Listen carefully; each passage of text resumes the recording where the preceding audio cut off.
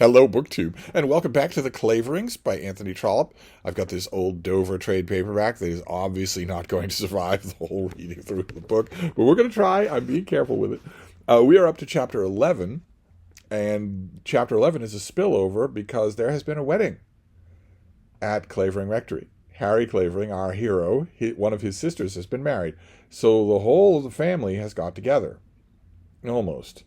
Sir Hugh, the nominal head of the family, did not attend the wedding. He easily could have, and he didn't, because he's a very objectionable man. Hard, as his wife calls him. But the post-wedding festivities require a certain amount of hobnobbing. And that's the chapter that we're having today, where Sir Hugh and his brother Archie, we have not met. We've heard all about Archie, but we haven't met him. They return from fox hunting. They return to the Clavering neighborhood, which Sir Hugh hates, thinks it's dull. And that requires that the families get together. Harry's family and Sir Hugh and his family. Only Harry's father, the rector of Clavering, is the uncle of Sir Hugh and does not like him at all. No one really likes Sir Hugh. So this is not bound to go well. We have a dinner scene. This is called Sir Hugh and his brother Archie. There was a numerous gathering of Claverlings in the drawing room of the great house when the family from the rectory arrived, comprising 3 generations. For the nurse was in the room, holding the heir in her arms. This is Sir Hugh and his wife Hermione, who is the sister of Julia Brabazon. This is their baby boy, who's going to be. He's nothing now. He's a little detail now, but he's going to be one of the elements of this book that you remember the longest. Mrs. Claverling and Fanny, of course, inspected the child at once, but they were bound to do, while Lady Claverling welcomed Florence Burton. Harry Clavering has brought Florence Burton down as a bridesmaid for his sister, but everybody knows that they're affianced. Archie spoke a word or two to his uncle, and Sir Hugh vouchsafed to give one finger to his cousin Harry by way of shaking hands with him. Then there came a feeble squeak from the infant, and there was a cloud at once upon Sir Hugh's brow. "Hermione," he said, "I wish you wouldn't have the child in here. It's not the place for him. He's always cross. I've said a dozen times I wouldn't have him down here just before dinner." Then a sign was made to the nurse, and she walked off with her burden. It was a poor, rickety, unalluring bairn, but it was all that Lady Claverling had, and she would fain have been allowed to show it to her relatives as other mothers were allowed to do. Except she's married to a tyrant, so she can't. "Hugh," said his wife, "shall I introduce you to Miss Burton?"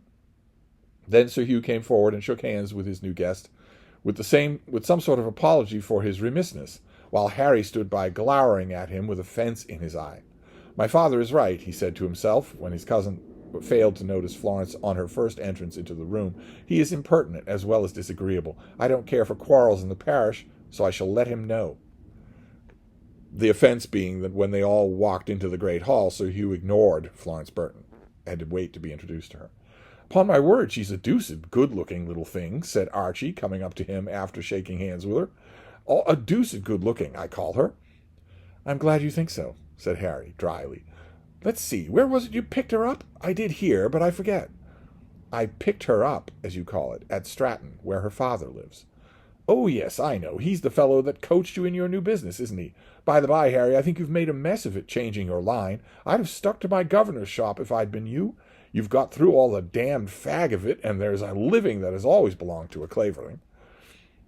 "What would your brother have said if I'd asked him to give it to me?" "Well, he wouldn't give it to you, of course. Nobody does anything to anybody nowadays. Livings are the sort of thing that people buy, but you'd have got it under favorable circumstances. The fact is, Archie, I'm not very fond of the church as a profession."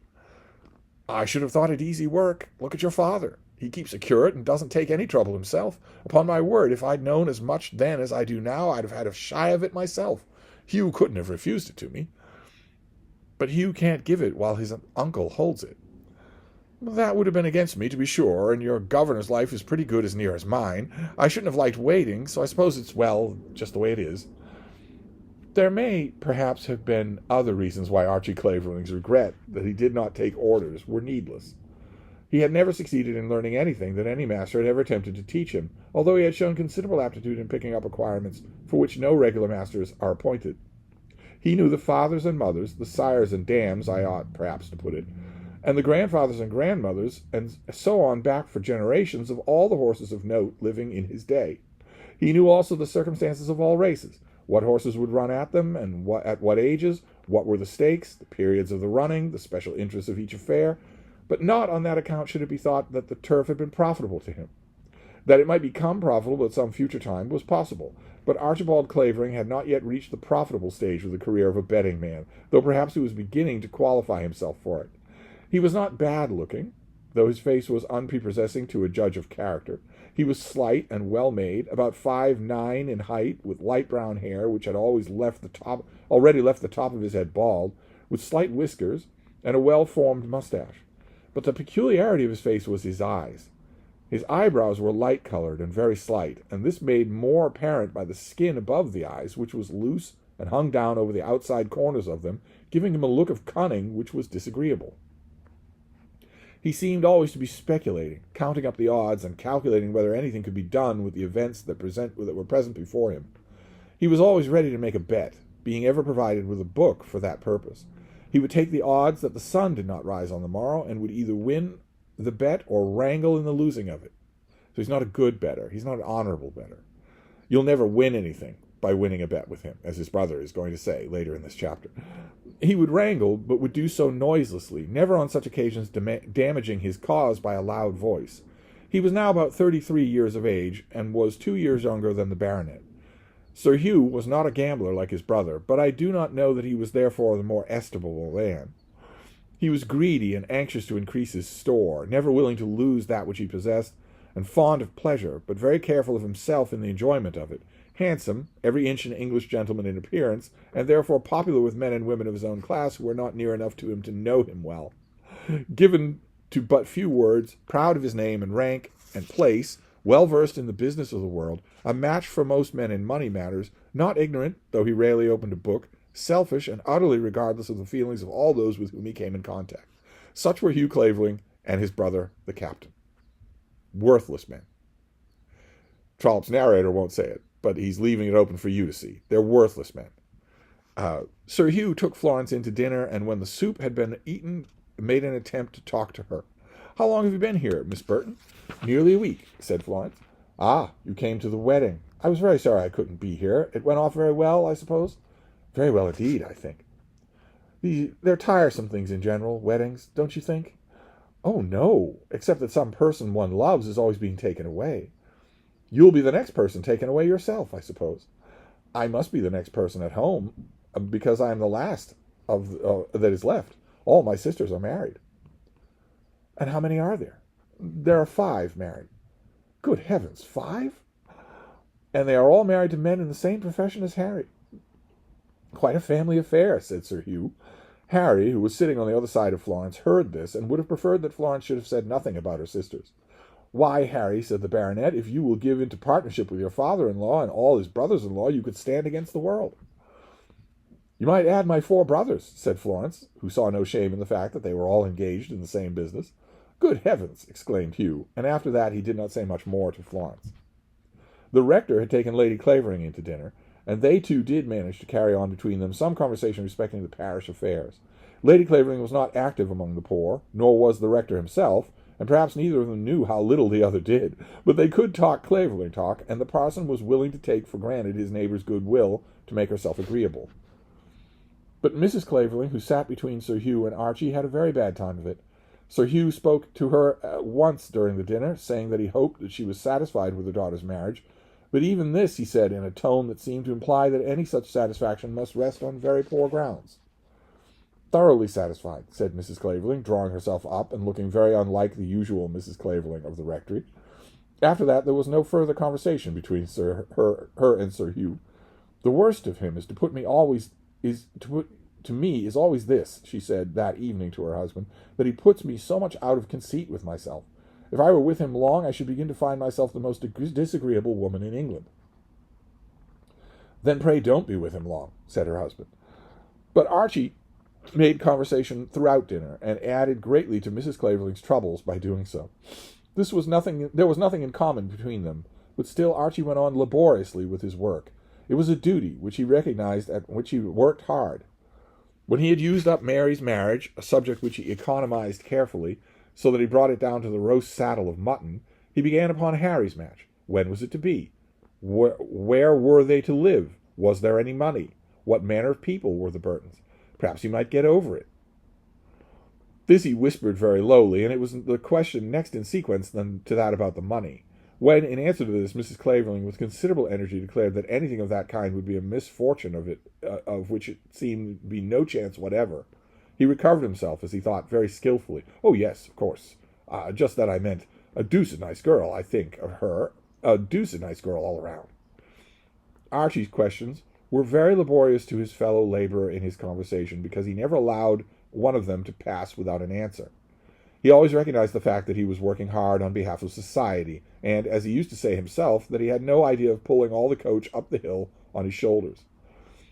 Whenever, therefore, he had made his effort, he waited for his companions, looking closely into her face, cunningly driving her on, so that she also should pull her share of the coach. Before dinner was over, Mrs. Clavering had found the hill to be very steep and the coach to be very heavy. I've actually been at dinner parties seated next to someone who is like this, where they have no skill at conversation and they want you to respond to everything they say. "I'll bet you 7-1, said he, and this was his parting speech as Mrs. Clavering rose to take up at Lady Clavering's nod. "I'll bet you 7-1 that the whole box and dice of them are married before me, or at any rate as soon. And I don't mean to remain single much longer, I can tell you." The box and dice of them was supposed to compromise Harry, Florence, Fanny, and Lady Ongar, all of whom mention had been made, and that saving clause, at any rate as soon, was cunningly put in, as it had occurred to Archie that he perhaps might be married on the same day as some of the other persons that he mentioned. But Mrs. Clavering was not compelled either to accept or reject the bet, as she was already moving before the terms had been fully explained to her. Lady Clavering, as she went out of the room, stopped behind a moment Harry's chair and whispered a word to him. "I want to speak to you before you go tonight." Then she passed on. "What's that Hermione was saying?" asked Sir Hugh when he had shut the door. She only told me that she wanted to speak to me." "She's always got some cursed secret," said Sir Hugh, "and is there anything I hate, it's a secret."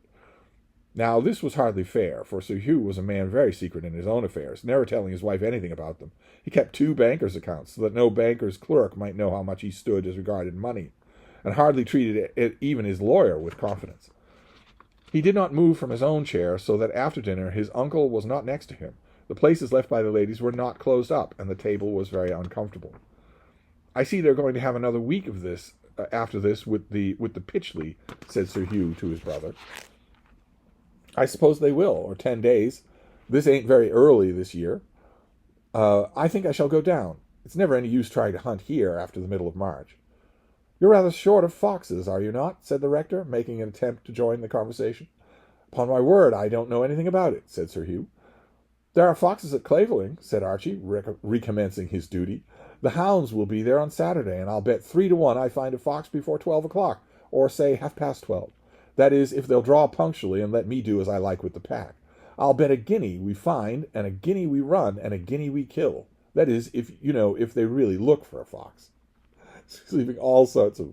I don't know if you've met anyone like this. He's leaving all sorts of back doors open so that he can never say that he lost the bet, because they didn't let me do what I would want with the pack, or they weren't really looking. The rector had been willing to fall into a little hunting talk for the sake of society, but he was not prepared to go to the length that Archie proposed to take him, and therefore the subject dropped. "At any rate, I shan't stay here after tomorrow," said Hugh, still addressing himself to his brother. "Pass the wine, will you, Harry? That is, if your father is drinking any." "No more wine for me," said the rector, almost angrily. "Liberty Hall," said Sir Hugh. "Everybody does as they like about that. I meant to have another bottle of claret. Archie, ring the bell, will you?" Captain Clavering, though he was further from the bell than his elder brother, got up and did as he was bid. We saw this in Mr. Scarborough's family. It's a thing that is largely gone from normal people, from normal society, but doing things that a servant should do. Get up and ring the bell, will you? Pass around the bottle, will you? I'm not going to do it, even though I could easily do it, just the same as you. The claret came and was drunk almost in silence. The rector, though he had a high opinion of the cellar of the great house, would take none of the new bottle because he was angry. Harry filled his glass and attempted to say something. Sir Hugh answered him with a monosyllable, and Archie offered to bet him 2-1 that he was wrong. "I'll go into the drawing-room," said the rector, getting up. "All right," said Sir Hugh. "You'll find coffee there, I dare say." "Has your father given up wine?" he asked, as soon as the door was closed. "Not that I know of," said Harry. "He used to take as good a whack as any man I know. The bishop hasn't put his embargo on that, as well as hunting, I hope." To this Harry made no answer. "He's in the blues, I think," said Archie. "Is there anything the matter with him, Harry?" "Nothing as far as I know." "If I were left at Clavering all year with nothing to do, as he is, I think I should drink a good deal of wine," said Sir Hugh. "I don't know what it is. Something in the air, I suppose. But everybody always seems to me so dreadfully dull here. You ain't taking any wine either. Don't stop here out of ceremony, you know, if you want to go after Miss Burton." Harry took him at his word and went after Miss Burton, leaving the brothers together over their claret. Because the ladies are in another room. So his father has left, and now Harry has left, so the brothers are alone. The two brothers remained drinking their wine, but they drank it in an uncomfortable fashion, not saying much to each other for the next 10 minutes after the other Claverings were gone. Archie was in some degree afraid of his brother, and never offered to make any bets with him. Hugh had once put a stop to this altogether. "Archie," he had said, "pray to understand that there is no money to be made out of me, at any rate not by you. If you lost to me, you wouldn't think it necessary to pay, and I certainly shall lose none to you." The habit of proposing to bet had become with Archie so much a matter of course that he did not generally intend any real speculation by his offers, but with his brother he had dropped even the habit. And he seldom began any conversation with Hugh unless he had some point to gain, an advance of money to ask, or some favor to beg in way of shooting or a loan of a horse. On such occasions, he would commence the negotiation with his usual diplomacy, not knowing any other mode of expressing his wishes. But he was aware that his brother would always detect his maneuvers and expose them before he'd got through his first preface. And therefore, as I've said, he was afraid of Hugh. "I don't know what's come of my uncle of late," said Hugh after a while. "I think I shall have to drop them at the rectory altogether." He never had much to say for himself.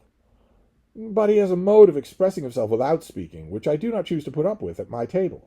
Fact is, they are going to a mischief at the rectory. His eldest girl has just married a curate." "Oh, Fielding's got a living." "It's something very small, then, and I suppose Fanny will marry that prig they have here. My uncle himself never does any work of his own work, and now Harry is going to make a fool of himself. I used to think he would fall on his legs." "He's a clever fellow." "Then why is he such a fool as to marry such a girl as this, without money, good looks, or breeding? It's well for you that he's such a fool, or else you wouldn't have a chance." "I don't see that at all," said Archie. "Julia always had a sneaking fondness for Harry, and if he had waited, he would have taken her now. She's very nearly making a fool of herself with him once, before Lord Ongar turned up." To this Archie said nothing, but he changed colour, and it may almost be said that he blushed. Why he was affected in so singular a manner by his brother's words will be best explained by a statement of which took place in the back drawing-room a little later in the evening. Because what is it that Hermione wants to say to Harry? When Harry reached the drawing-room, he went up to Lady Clavering, but she said nothing to him of special notice. She was talking to Mrs. Clavering while the rector was reading, or pretending to read, a review, and the two girls were chattering together in another part of the room. Then they had coffee, and after a while the two other men came in from their wine. Lady Clavering did not move at once, but she took the first opportunity of doing so when Sir Hugh came up to Mrs. Clavering and spoke a word to her. A few minutes after that, Harry found himself closeted with Lady Clavering in a little room detached from the others, though the doors between the two were open. "Do you know," said Lady Clavering, "that Sir Hugh has asked Julia to come here?" Harry paused a moment, and then acknowledged that he did know it. "I hope you do not advise her to refuse." "I advise her? Oh, dear no. She did not ask me anything about it." "But she has refused. Don't you think she's been very wrong?" "It is hard to say," said Harry. "You know, I thought it very cruel that you did not receive her immediately upon her return. If I had been him, I should have gone to Paris to meet her." "It's no good talking of that now, Harry. Hugh is hard, and we all know that. Who feels it most, do you think, Julia or I? But as he has come round, what can she gain by standing off? Will it not be best thing for her to come here?" "I don't know that she has much to gain by it." "Harry, do you not know that we have a plan?" "Who is we?" Harry asked, but she went on without noticing his question. "I tell you because I believe you can help us more than anyone, if you will. Only for your engagement with Miss Burton I should not mention it.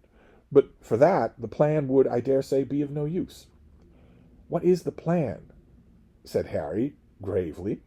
A vague idea of the plan might have come across Harry's mind during Lady Clavering's last speech. The plan is horrifying, frankly. Would it not be a good thing if Julia and Archie were to be married?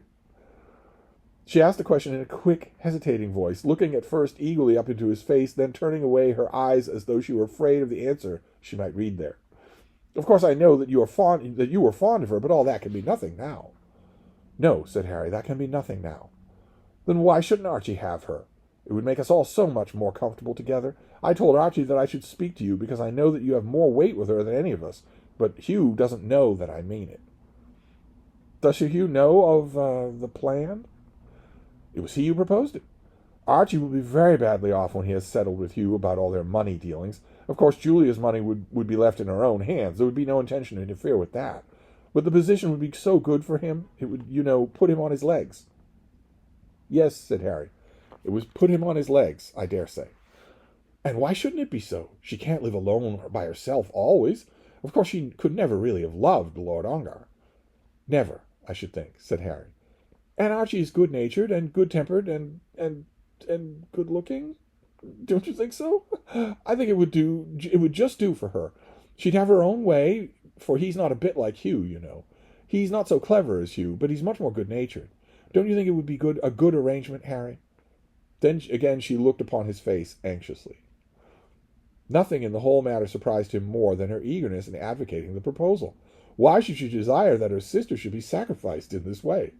But in so thinking of it, he had forgot her own position and the need there was for her to find some friend to be near her, for some comfort and assistance. She has none. She's the most miserable of people. She has a baby, but the baby's sickly, and she has a husband who doesn't care. She had spoken truly in saying that the plan had originated with her husband, but since it had been suggested to her, she had not ceased to think of it, or to wish for it.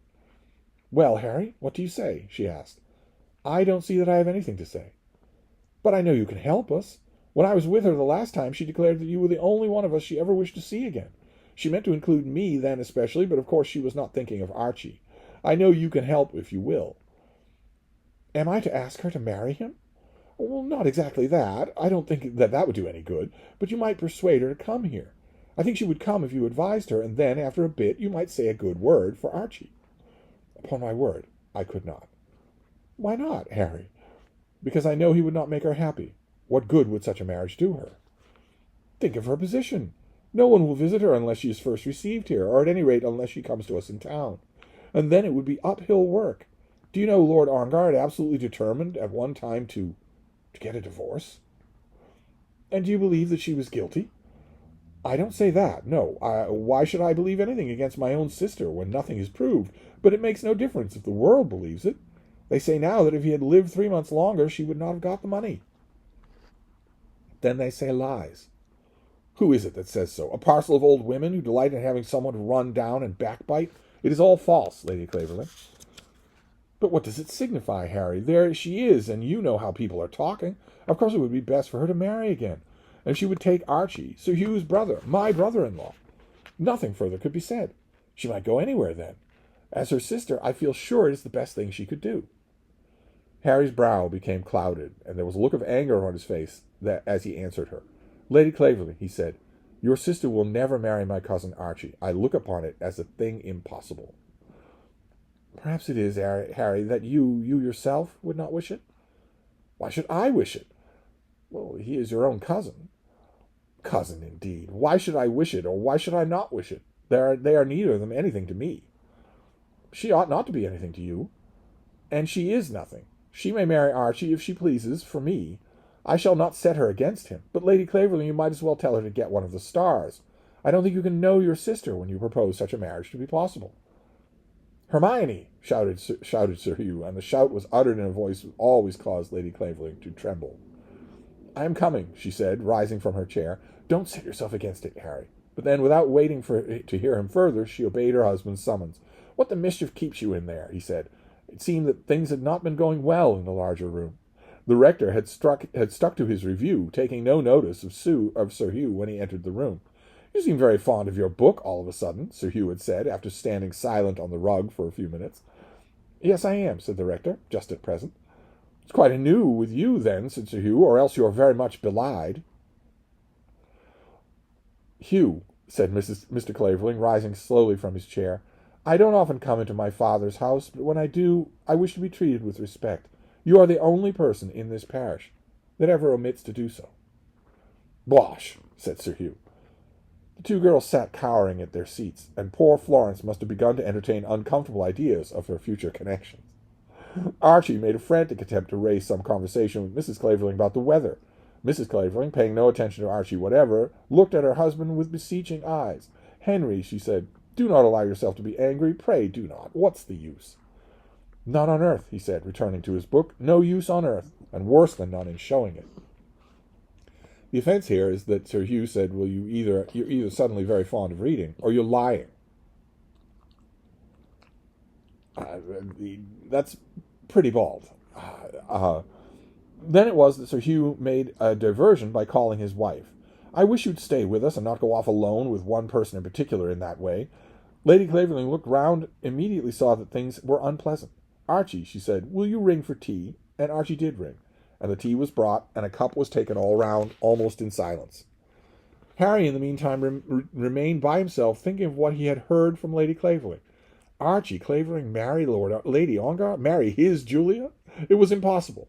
He could not bring himself even to think that such an arrangement with equanimity. He was almost frantic with anger as he thought of the proposition to restore Lady Ongar to the position in the world's repute which she had a right to claim by such a marriage as that. She would indeed be disgraced then, said Harry to himself, but he knew that it was impossible. He could see what would be the nature of Julia's countenance if Archie should ever get near enough to her to make his proposal. Archie, indeed. There was no one for whom, at the moment, he entertained so thorough a contempt as he did for his cousin, Archie Clavering. Let us hope that he was no dog in the manger. That's a reference to an Aesop's fable about a dog that stands in a manger barking at everyone who comes near. So he won't let others enjoy it, even though he's not enjoying it himself. That the feelings which he now entertained for poor Archie would not have been roused against any other possible suitor who might have been named fitting husband for Lady Ongar. Lady Ongar could be nothing to him. But I fear he was a dog in the manger, and that any marriage contemplated for Lady Ongar, either by herself or by others, would have been distasteful to him, unnaturally distasteful. He knew that Lady Ongar could be nothing to him, and yet, as he came out of the small room into the larger room, there was something sore about his heart, and the soreness was occasioned by the thought that any second marriage would be thought possible for Lady Ongar. Florence smiled on him when he went up to her, but I doubt whether she would have smiled had she known all his heart. His Julia. She doesn't know that. She doesn't even suspect it, poor thing. Soon after that, Mrs. Clavering rose to return home, having swallowed a peace offering in the shape of a cup of tea. But though the tea had quieted the storm then on the waters, there was no true peace in the rector's heart. He shook hands cordially with Lady Clavering, without animosity with Archie, and then held out 3 fingers to the baronet. The baronet held out 1 finger.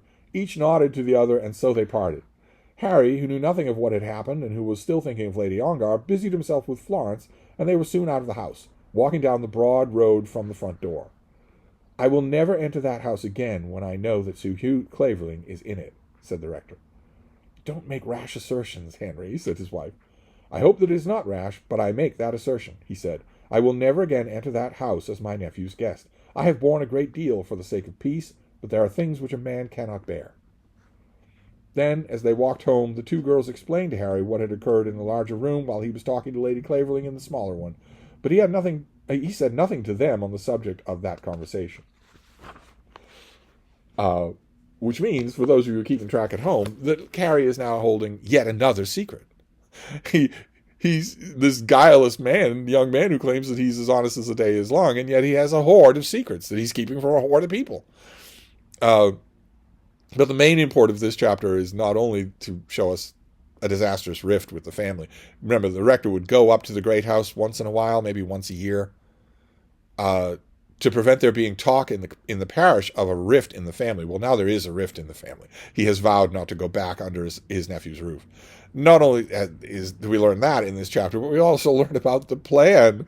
The plan is to push Archie Clavering, worthless, spendthrift moron, onto Julia Ongar as a husband. because she can't forever be alone in the world. She's under a cloud of disgrace, and the hypocrisy of it, of the idea being Hugh's, when he could dispel the cloud of disgrace over her by accepting her as a member of the family and not believing these rumors about her. Anyway, that's our chapter for this time around. We've got a good glimpse of the Claverings. I have to say, we probably have as many misgivings about this family as Florence probably does. But anyway, we're going to wrap this up, but we'll be back to the next chapter. So I'll see you all then. Thank you, BookTube.